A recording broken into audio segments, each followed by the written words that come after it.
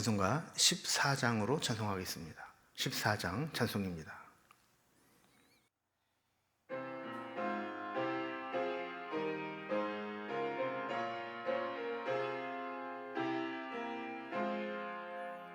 주 우리 하나님 하늘에 계시니 온천하 만민 주 앞에 찬송하네.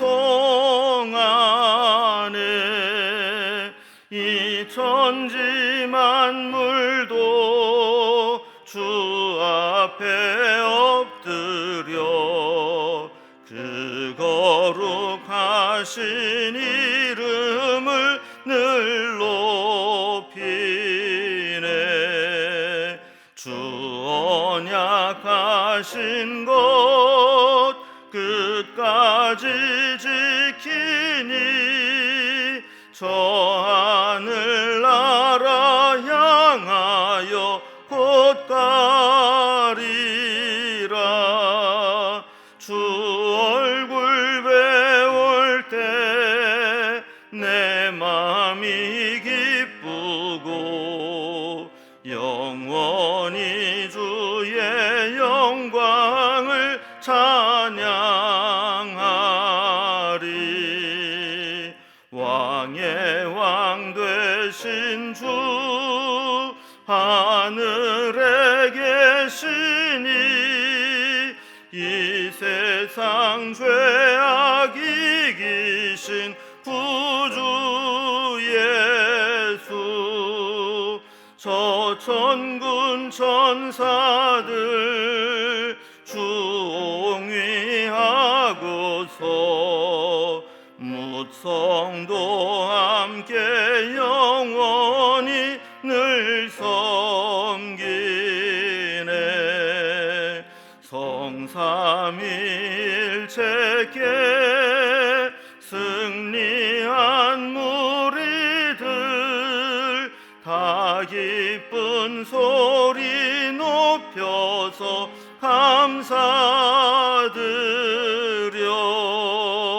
창조주 하나님 내 주님 되시니 주 앞에 나도 엎드려 매하네.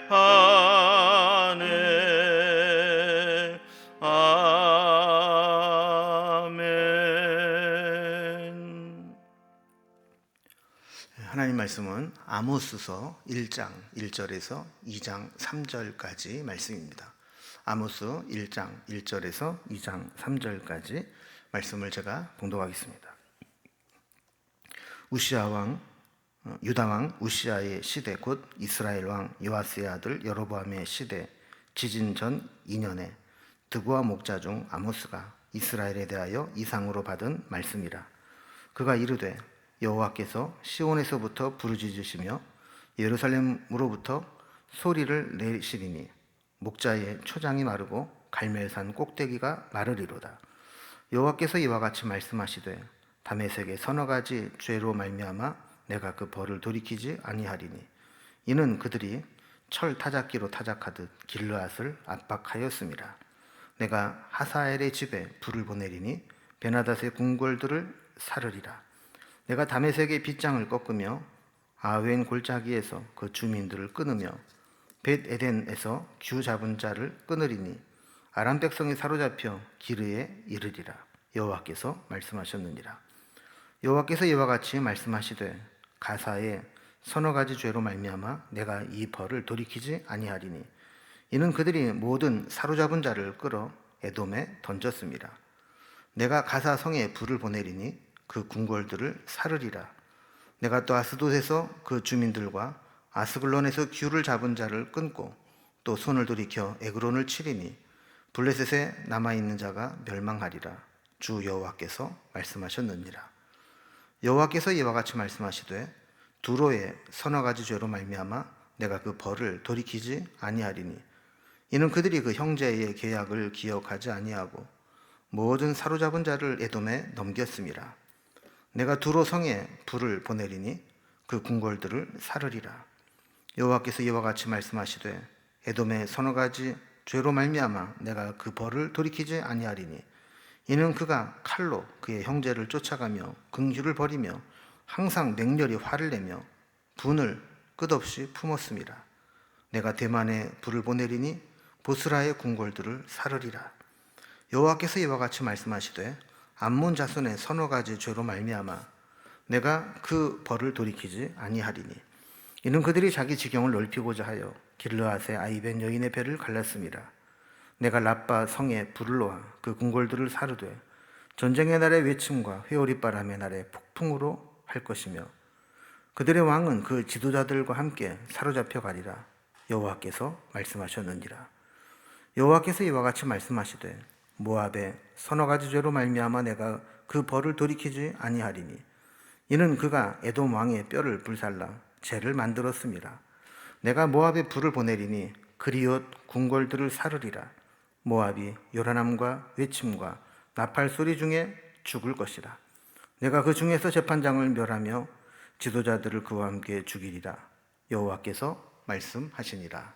아멘. 오늘부터 이제 아모스서의 말씀을 살펴보게 됩니다. 아모스 선지자는 부유하고 불의한 시대에 정의를 외친 선지자로 알려진 선지자입니다. 아모스는 남왕국 유다 사람이었지만 하나님은 이 아모스를 북왕국 이스라엘에 보내셔서 이 북왕국 이스라엘과 또 이스라엘 주변의 이 나라들의 죄악들을 고발하고 하나님의 심판을 예고하는 사역을 하게 하셨습니다. 사람이든 국가든 모든 사람은 자기의 죄에 대해서 하나님 앞에 해명하고 평가를 받아야 될 때가 반드시 옵니다. 세상에서 성공하고 부유함을 누린다고 해서 그것이 하나님의 축복으로 받은 것이라고 말할 수는 없습니다. 도리어 그것이 얼마나 불의하게 살아오신가를 나타내는 증거가 될 수도 있습니다. 하나님의 예언은 먼저 이스라엘을 둘러싸고 있는 주변의 이방 나라들을 향해서 그들의 죄악들을 지적하면서 하나님을 믿든 이방인이든 그들의 죄악에 대해서 심판을 받을 것이다. 이렇게 예고하게 됩니다. 오늘 본문을 단락별로 좀 살펴보면 크게 앞부분에서는 아모스에게 임한 하나님 말씀, 아모스가 어떻게 어느 시대에 하나님께 선자로 부름받았는지 서론적인 부분을 이야기합니다. 그리고 3절에서부터 2장 3절까지는 이스라엘 주변에 있는 여러 이방 민족들에 대해서 심판을 예고하고 있습니다. 좀 세분화해서 살펴보면 먼저 3절에서 5절까지는 다메섹, 즉 아람 나라에 대해서 그들의 죄를 지적하고 있고, 그 다음에 6절에서 8절까지는 가사로 명명된 블레셋의 죄를 지적하고 있습니다. 9절과 10절은 두로의 죄, 11절, 12절은 에돔의 죄, 그리고 13절에서 15절까지는 암몬의 죄, 2장 1절에서 3절까지는 모압의 죄, 이렇게 주변에 있는 6 나라들에 대한 죄를 지적하고 있습니다. 이제 단락별로 살펴봅니다. 먼저 서론 부분으로 아모스에게 임한 하나님 말씀, 하나님의 말씀이 아모스에게 언제 어떻게 임했는지 그 배경을 설명하고 있습니다. 자, 1절에 보면 유다의 왕은 그 당시에 우시아가 왕으로 있었던 때였고 남왕국 이스라엘, 북왕국 이스라엘은 요아스의 아들 여로보암 2세가 다스리고 있을 때였다. 그때는 지진이 있기 전이라 남북이 모두 부유하고 풍성함을 누릴 때였습니다.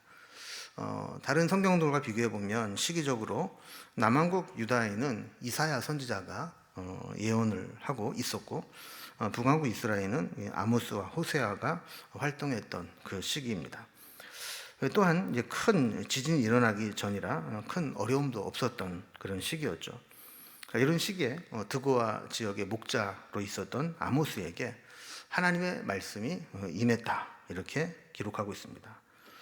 보면 다른 선지자들과 다르게 아주 드물게 아모스는 어떤 제사장 가문이나 또 선지자 가문이 아닌 평신도로 그냥 평범하게 양을 치는 목자로 섬기고 있었는데 하나님의 말씀이 그에게 임하게 된 겁니다.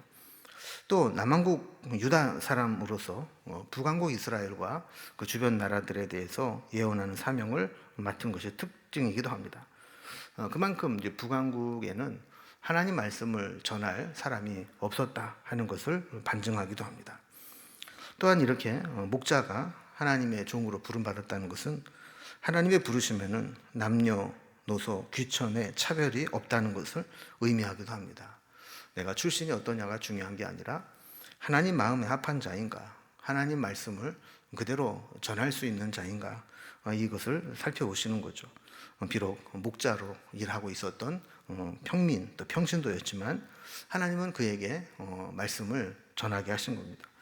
2절에 보면 하나님 말씀이 시온에서부터 예루살렘으로부터 나타나게 되는데, 이 하나님 말씀이 임할 때 목자의 초장이 마르고 갈멜산 꼭대기가 말랐다, 이렇게 표현을 하고 있습니다.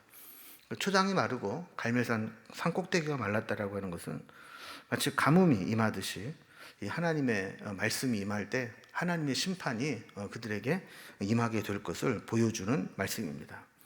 이제 3절부터 보면 하나님의 심판이 어떻게 나타나는지를 봅니다. 이스라엘 주변에 있는 이방 민족들을 향해서 심판을 예고하고 이어서 유다와 또 이스라엘의 죄도 지적하는 것을 보게 되는데, 오늘은 먼저 이렇게 주변 이방 민족들에 대한 심판입니다.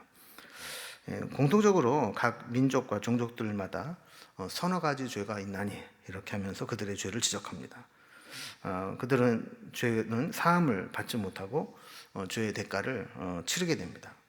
이 말씀들은 시작도 여호와께서 이와 같이 말씀하시되 시작하고 마지막도 여호와께서 말씀하시니라, 이런 말씀으로 마무리되면서 결국 사람들은 다 자기 소견에 오른 대로 살아가지만 역사를 주관하시는 분은 하나님이시고 또 그들의 행한 대로 하나님은 반드시 심판하시는 분이라는 것을 우리에게 보여주고 있습니다. 이제 각 민족별로 종족별로 어떤 죄를 지었는지 또 어떤 심판이 예고되어 있는지 살펴봅니다. 첫 번째로 다메섹입니다. 이 다메섹의 죄는, 다메섹은 아람 나라의 수도였습니다. 그래서 다메섹에 대한 심판은 사실 아람에 대한 심판이라고 볼 수 있습니다. 아람은 이스라엘 북쪽에 있는 나라로 지금의 시리아죠. 그래서 틈만 나면 이스라엘과 유다를 공격해온 대표적인 적성국가입니다. 3절 말씀 보면 하나님이 다메섹의 서너 가지 죄로 말미암아 그 벌을 돌이키지 않을 것이다라고 했는데, 그 이유가 그 다음에 보면 아람이 철 타작기로 타작하듯이 길르앗을 압박했기 때문이다 그럽니다. 길르앗은 요단 동편의 땅으로 하나님이 보너스로 주신 땅입니다. 그런데 4절에 보면 하나님이 하사엘의 집에 불을 보내어 베나닷 궁궐들을 불사를 것이라 그랬어요. 하사엘이나 이 베나닷은 아람의 가장 강력한 왕들 둘을 의미하는 겁니다. 자, 이렇게 하나님이 주신 땅을 철타작기로 압박하듯이 그렇게 공격하고 하나님 백성들을 못살게 굴었을 때 결국 5절에 있는 말씀과 같이 다메섹의 빗장을 꺾으시고 아웬골짜기에서 주민을 멸하고 벳에덴에서 왕권 잡은 자를 끊어버리고 아람 백성을 기르로 사로잡혀가게 만들 것이다라고 말씀합니다. 저들이 아무 생각 없이 그랬을지 모르지만 결국 하나님 백성들이 거주하는 땅을 공격하고 압박했을 때 하나님은 그들의 죄를 물으시고 심판하시겠다는 겁니다. 두 번째 민족은 블레셋입니다. 가사의 죄를 지적하는데, 이 가사는 블레셋의 7 도시국가 중에 하나입니다. 대표적인 도시국가죠. 6절에 보면 블레셋의 죄를 지적하는데 그들이 사로잡은 자를 에돔의 노예로 넘겨주었다 그럽니다. 그러니까 국제 난민 규약이나 포로에 대한 법을 위반한 것이죠. 사로잡은 자를 노예로 팔아버렸다라는 겁니다. 이들에 대해서 7절에 보면 가사 성에 불을 보내어 궁궐을 불사시겠다 이렇게 말씀합니다.